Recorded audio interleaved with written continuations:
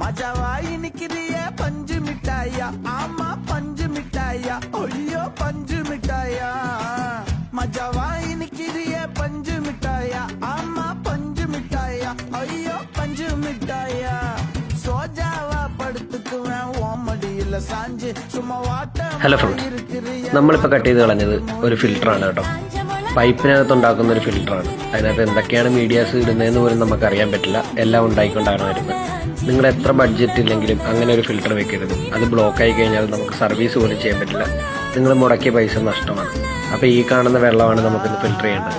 ഇതിനകത്ത് കോളിഫാമിൻ്റെ എഫക്റ്റും ഉണ്ടായിരുന്നു. അതുകൊണ്ട് തന്നെ നമ്മളൊരു ക്ലോറിൻ ഡോസിങ് പമ്പും കൂടെ നമ്മൾ അതിൻ്റെ കൂടെ കൊടുക്കുന്നുണ്ട്.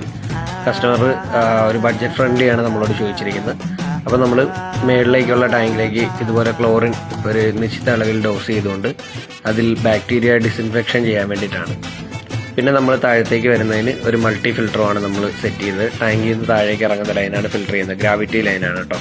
അപ്പം നിങ്ങൾക്ക് ഇതുപോലുള്ള വർക്കുകൾ ആവശ്യമാണെങ്കിൽ നമ്മളായിട്ട് കോൺടാക്ട് ചെയ്യാം. അപ്പോൾ ഏത് രീതിയിലുള്ള ഇതാണെങ്കിലും നമുക്ക് മാറ്റിയെടുക്കാൻ സാധിക്കുന്നതാണ്. അപ്പോൾ ഈ കാണുന്ന കിണറിലെ വെള്ളമായിരുന്നു നമ്മൾ ട്രീറ്റ് ചെയ്തുകൊണ്ടിരിക്കുന്നത്.